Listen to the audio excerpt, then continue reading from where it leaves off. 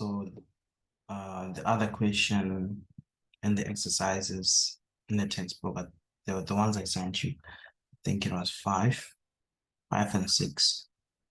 You needed to do a Gaussian elimination, and then after that, you do Jordan elimination. So Jordan elimination is just a continuation of Gaussian elimination. So the first thing you need to do is to do Gaussian elimination, and then you proceed. So in this case, we'll do the usual stuff. We 1 to 1 here, and then 1 0 here, 0 here, and 0 here. So how do we get a 0 here? We can add the 2. So we can say row 1 plus row 2. And then we replace row 2. Then how do we get a 0 here?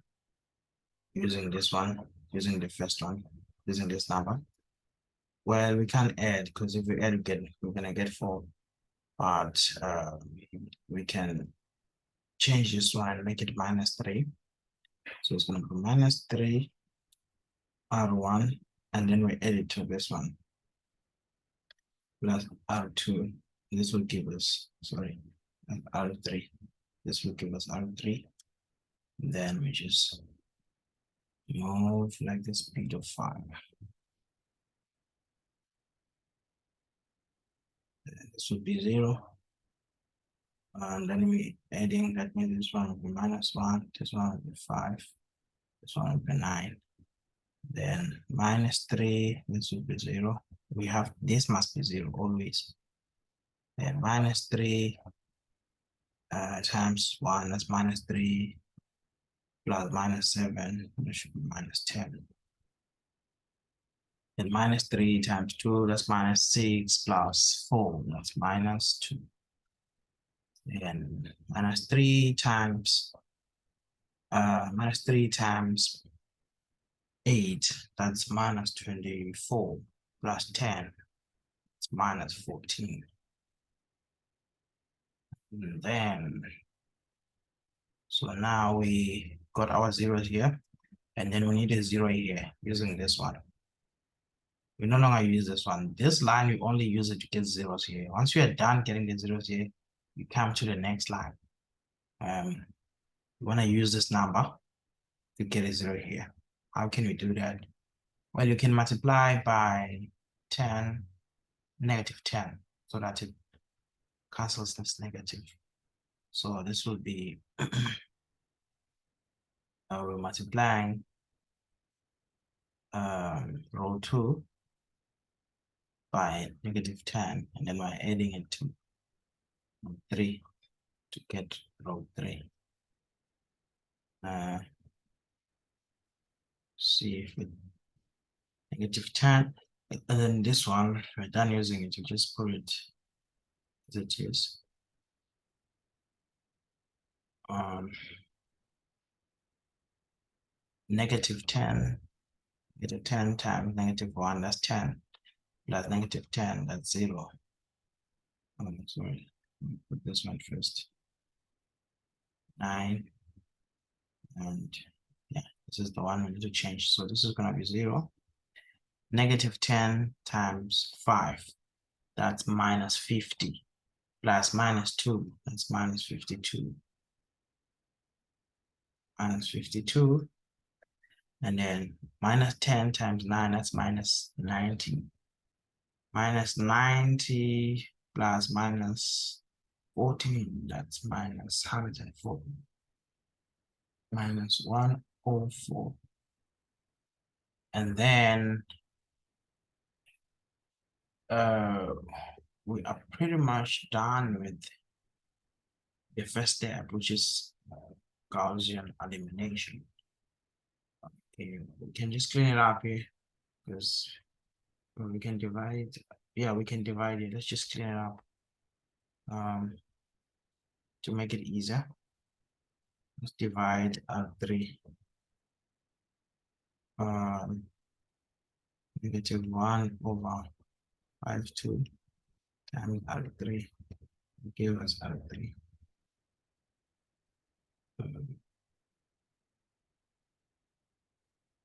1, 1, 2, 8, 0, -1, 5, 9, 0, 0. This would be 1. This would be 2. That's much better now. Right, we are pretty much done with, even here would be done, but because we're doing Gaussian elimination, we want to make the numbers easier.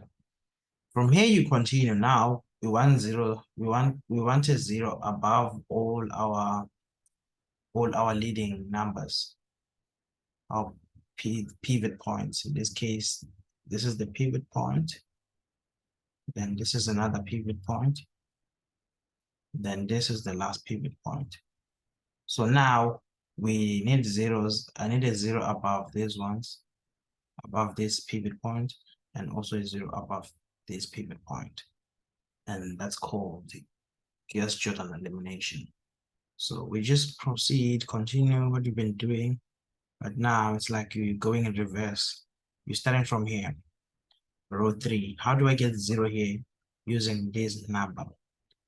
Well, I can multiply this number by -5 and then add it to 5. Then I'm going to get a 0. So it means I'm going to multiply row 3 by -5, and then I'm going to add it to row 2. Would give me row 2.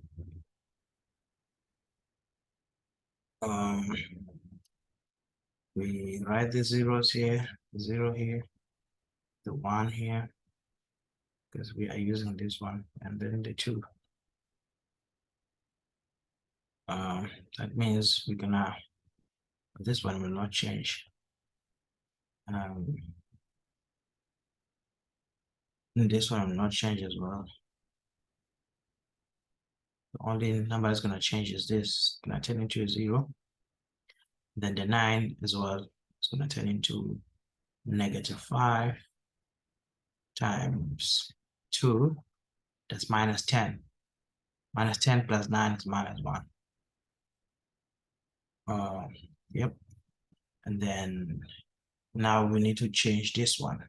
So we're gonna say using this one, we're using this one. Just like we changed the zeros here using this one. So now we need, what do we need to make this 2 0 using this one? We can multiply this one by -2. -2 R3 plus R1 is equal to R1. And then we just okay, we start from here. -2 times 0 plus 1 is going to be 1. Doesn't change. -2 times 0 plus 1. Doesn't change really. Let me check again. -2 plus 1. Yeah, it doesn't change because of these zeros. So these numbers will never change because of these zeros. So the only number you should be focused on is just the 2, the 5, the 2 and the 5, the 8 and the 9. That means now -2 times -2 times -2 times 1 plus 2, that's 0. Then -2 times -2, that's gonna be -4 plus 8, it's gonna give us 4, right?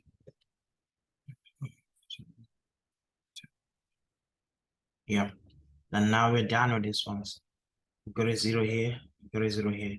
So now we need to get a 0 here using this one, because this one is above this one.